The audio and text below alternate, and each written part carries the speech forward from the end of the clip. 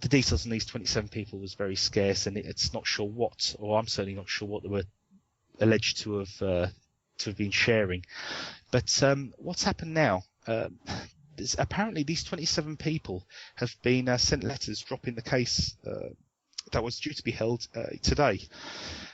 It's transpired that the judge that was heading the case didn't want to know that and went ahead with the case anyway. And apparently ACS Law have failed to appear in court, citing some sort of car accident as a reason for not turning up. Now, for those that don't know, this was sort of ACS Law's final chance to get any sort of revenue as a result of a successful court action. They tried before Christmas. They used to say they were at risk of going bankrupt in general. Yeah. Maybe they call themselves the car. I'm not sure. Yes, but one of the things that happened here, I think I have a very good. I mean, obviously everybody knows about ACS Law, especially in the copyright world now. So one thing they can do is use the name and sell their story to Hollywood to make a film about a really disgusting firm trying to sue people, and that's the only thing they can do with it because it's a disgraced firm and they deserve to. I mean, it's the frightening thing. I mean, there was plenty of names that were associated with this. Terence Sang was another trainee solicitor, I believe. He might not be a trainee now, but he was certainly a name associated with it. And Andrew Crosley, obviously, is his company. But the worrying thing was not so much the allegations side of it itself. I mean, obviously, I think we said before, if somebody accused me of sharing anything that was infringing on copyright, I've certainly taken adequate steps to prevent that happening, so I'd know it was a false claim. But what the worrying thing, sort of as a family man point of view, was some of these titles that ACS Law were alleging people had downloaded or shared were very, very potentially harmful to marriages and to family relationships. And I mean, it's not so bad, obviously, an email or a letter through your door accusing you of downloading Harry Potter 20 or something. But when some of the adult titles and certainly some of the names sprung up, and I'm not going to repeat them now, it certainly introduces a new sort of allegation. Certainly if my wife had seen any letter like that come to the post, I know she would not be best pleased and wouldn't be amused. So it had the potential to be very, very harmful, and if it's a wrong allegation, even more so. But this is one of the reasons, by the way, companies are very fearful about sending certain tasks to other countries, where people have occasionally, lots of stories about people using sensitive information to extort people and to try to blackmail them into paying some silence money. I mean, the average father, and I say May, certainly if he got a letter through the post saying you've downloaded Harry Potter 20, he'd probably laugh it off and put it in the bin. However, if he gets a letter through the post with a possible court action involving an adult title, he's more likely to pay it purely out of fear, even if he's not guilty, purely out of fear that it could be exposed, and obviously it'll be very embarrassing for him. And that's the real worry about these type of things, not so much the normal, dare I say it, normal movies from Hollywood, but more sort of the adult titles, the specialist titles, which could cause great embarrassment to the person receiving the letter. But yes, so that's ACS Law, and that's over at Torrent Freak. That'll be linked on the show notes. So moving on from piracy, we've got KDE 4.6 is out very soon, and Amarok has been released quite. Is it 2.4 now? Or, to be honest with you, I stopped using Amarok. It's very, very memory consuming. And I found something that's kind of based on it. And it's called Minirock. And I think I mentioned this before, because I'm extremely pleased with this player. It's got exactly what I wanted from Amarok. You know, bar the being a kind of a resource pig. So, but it's a pretty major application, and now it's being ported to Windows as well. I think another one which is being ported to Windows is Digicam, because in Qt 4 they have the ability to run things on lots of platforms, including Windows, extremely easily. So recently there was all this chat about we need to be for Windows. One that's just been released, announced about a week ago. I wonder if you have any thought before we go back here. What do you think about offering people, and I'm sure you've used KDE, you mentioned this before. What do you think about offering KDE to people with Windows 7 or Vista, or maybe even XP? I think they usually target the latest releases. What do you think it does for people in general? Well, sorry, you broke a bit there. So you said offering KDE? Yeah, if you can allow them to log into Windows and Okay, then right. redirect and actually start a session in KDE.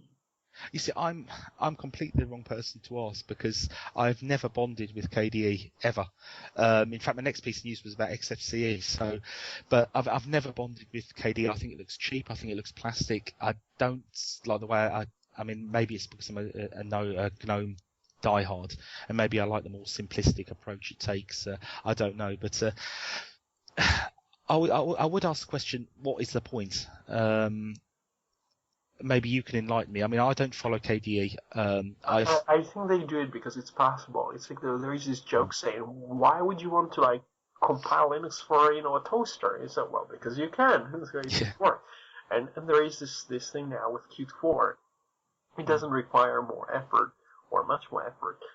Once you compile it for Linux, it's supposed to be compilable quite easily for Windows. And of course, once you do that, there are all kinds of creases and things being a bit inconsistent. You might want to do an installer for Windows, and then there is the issue of Windows users starting to file bugs which are specific to Windows, or requesting features which are specific to Windows, all kinds of context menus and I don't know tray installers and system traits. In Windows they call it system tray. All kinds of features specific to the platform. The danger is that the developers will start to cater too much for the Windows port, and they will not actually fix bugs for the target, what used to be the target platforms. And this happened before. So with other projects that were trying to target the Windows market, I think it still happens to some extent with Firefox. So the Firefox is, I read today, they get more friendly to KDE in terms of the interface, and they have something that's built better for KDE to be consistent with the environment, and that's quite important. That's one of the reasons I use at work. At least I use Conqueror as my web browser, is because it looks better, it behaves better. Drag and drop and integration within the system it's just a lot better than when you use Firefox. But of course, one of the reasons I would use Firefox occasionally, some pages really insist on you using one of X browsers, and one of them is Firefox, and they see something else, and I just freak out and just say, I don't know this browser, it must be some bot or something. So, but yeah, I mean, I think now we have more in KDE to make it work with Windows, and some people will protest against that. I look at both sides, and I'm kind of thinking, I suppose it's kind of like Firefox working on all platforms. It cannot be too harmful as long as you don't dedicate all the effort to making it. Well, no, I mean, my view of Firefox, whilst I don't use it myself anymore, I moved away from Firefox a long time ago when I considered it to be very, very heavy. I wasn't impressed with the direction it was going, and I moved on to lighter alternatives, eventually ending up with sort of something in the middle, which was Chromium, which even that now is, unless it's a psychological sort of thing I'm coming across, it's seeming to start to lag a little bit. That might just be me. But no, I see things like Firefox certainly as a gateway to open source software for somebody who's been, I don't want to use the term indoctrinated, but used to Windows environment, proprietary software, all their computing career or life. And certainly a lot of people try Firefox, realise that's the better browser for them over, say, Internet Explorer, and think, well, this isn't made by Microsoft, but other things aren't made by Microsoft that are better. And then they experiment with maybe an Office suite, and that leads on then to eventually, hopefully, looking at the Linux platform.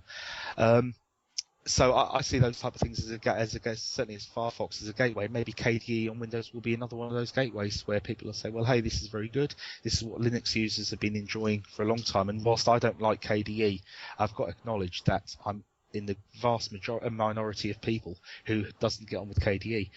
I think, looking at my own psyche, I think it's probably too much like, or Vista is too much like KDE for me to like it. I had a very bad experience with Vista, and that sort of scarred me. So when I like GNOME because it's very similar to the XP environment, or XP is very similar to GNOME. So it's sort of familiar but functional. So maybe that's why I have a big hang up about KDE. But that sort of brings me to the nice little topic at the end, which I thought we could just quickly discuss. It's really more of a case of I want to ask your views on it, because I've been thinking about this for quite a few weeks, and I think it's been brought up before. And it's to do with Android. If we look at the users that have Android on their phone now, it's I think it's pretty safe to say, without being blasé, it's a very mainstream platform.